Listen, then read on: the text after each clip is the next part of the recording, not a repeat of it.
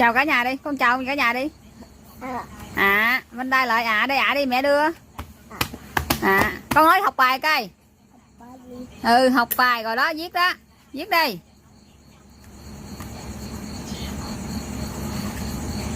Cầm viết đàng hoàng. Cầm viết tay đó phải không? Khỏi về nữa đâu. Rồi cầm viết rồi, học bài coi, học bài sao? Học bài nói học bài đó cả nhà. Ôi trời, cô vẽ quá không mà học bài.